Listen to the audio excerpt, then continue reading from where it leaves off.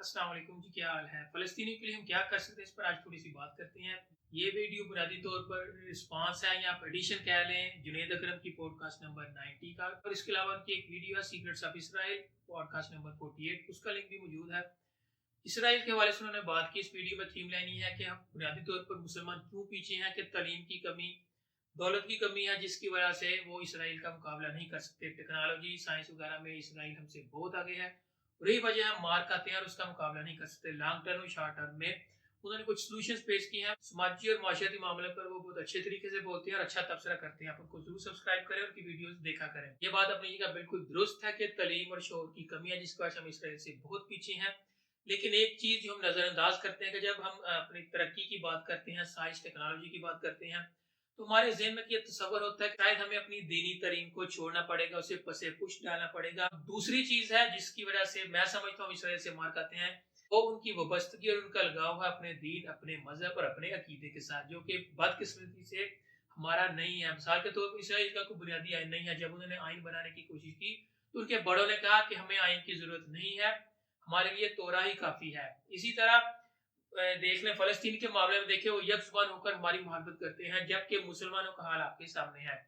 जबकि हमारा हाल ये है कि हम पैदाशी मुसलमान हैं, हम नारे तो बहुत लगाते हैं, इश्क मोहब्बत के दावे करते हैं, लेकिन अमली तौर पर हमारा हाल ही नहायत पतला है और हम अपने दीन से कोसों दूर हैं। क्या वजह है? हमें कुरान पाक समझने की, हदीस पढ़ने की कभी तौफीक ही नहीं हुई।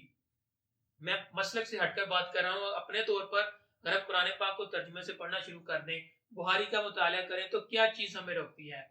यही वजह है कि जिसकी वजह से मुसलमानों के अंदर तफरका है। मुसलमान जो है वो एक होकर नहीं सोचते, हुक्मरानों के लेवल पे भी और इंडिविजुअल लेवल पे भी। इंडिविजुअल लेवल पे इस तरह के जो हमारे अपने पाकिस्तान के अंदर मसाइल हैं, उसकी बुनियादी वजह भी यही है कि हम जो 5 वक्त की नमाज पढ़ता है, जो रोजे रखता है, उसके ज़हन में भी ख्याल नहीं आता कि वो किसी का रास्ता काट रहा है, लाइन तोड़ रहा है, किसी का हक मार रहा है, उसको इस चीज़ की समझ नहीं आती।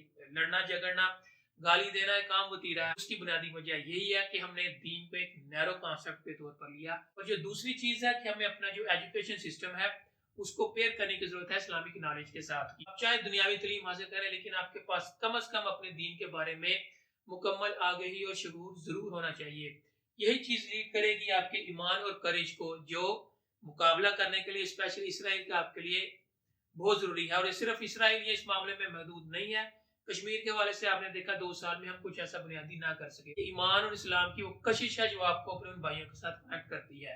अगर आप सिर्फ तालीम और दौलत के चक्कर में रहेंगे तो ये मामला इस तरह से सॉल्व नहीं हो सकेगा। अगर आप सिर्फ दौलत की बात करें तो सऊदी अरब के पास बेइंतहा दौलत है, और उसकी ठीक-ठाक एक अंदाज़े के मुताबिक $750 बिलियन की इन्वेस्टमेंट है अमेरिका में। अगर सऊदीज़ वो इन्वेस्टमेंट पूल करें तो अमेरिका में ठीक-ठाक हंगामा बर्पा हो सकता है। लेकिन वैसा नहीं करते। क्यों नहीं करते? और वही पैसा वो मुसलमान मुल्कों में इन्वेस्ट नहीं करते। उसकी वजह भी यही है कि अपने दीन के ऊपर अमल ना करना। इस्लाम में जहाँ इल्म का ज़िक्र किया जाता है, ईमान का ज़िक्र किया जाता है, वहाँ अमल सालेह का ज़िक्र भी होता है। अगर आपके पास इल्म हो और अगर उस पर आप अमल नहीं करते, तो उस इल्म का आपको कोई फ़ायदा नहीं। इसराइल से पीछे रहने की वजह सिर्फ साइंस, टेक्नोलॉजी और मईशत की कमज़ोरी नहीं, बल्कि हमारी अपने दीन से जो वाबस्तगी है, वो इंतहाई कमज़ोर है। जब तक वो वाबस्तगी मज़बूत नहीं होगी, हम इसराइल का मुकाबला नहीं कर सकते। इस दौरान हम क्या कर सकते हैं? इस दौरान हम अपने फ़लस्तीनी भाइयों के लिए दुआ कर सकते हैं, और एक बहुत ही अहम चीज़ हम कर सकते हैं, वो करने की है कि अगर हम अल्लाह के लिए, उसके रसूल के लिए जिहाद नहीं कर सकते, नहीं लड़ सकते, तो आपस में अपनी अना और अपनी नाक के लिए लड़ना छोड़ दें। ये कोई हक नहीं पहुँचता अपने किसी मुसलमान बहन या भाई का नुकसान करूँ, उनकी जान माल पे हाथ डालूँ। इतना तो हम कर ही सकते हैं बहैसियत मुसलमान और स्पेशली बहैसियत पाकिस्तानी, क्योंकि मेरी ऑडियंस पाकिस्तानी है, इसलिए मैं बात कर रहा हूँ।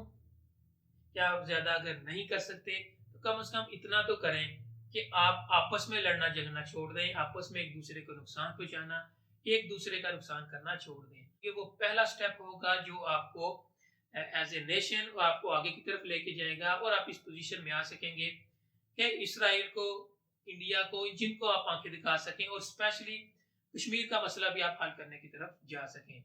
इस सिलसिले में अगर आपकी कोई ओपिनियन है तो कमेंट सेक्शन में उसके लिए हाजिर है। वीडियो को लाइक कीजिए, चैनल को सब्सक्राइब कीजिए, मेरा ब्लॉग छोटीटॉक.com विजिट करें। अपने लोगों का बहुत सारा ख्याल रखिएगा। अपने फ़लस्तीनी भाइयों को, कश्मीरी भाइयों को, जहाँ-जहाँ मुसलमान पिस रहे हैं, उनको अपनी दुआ में याद रखें। Stay blessed.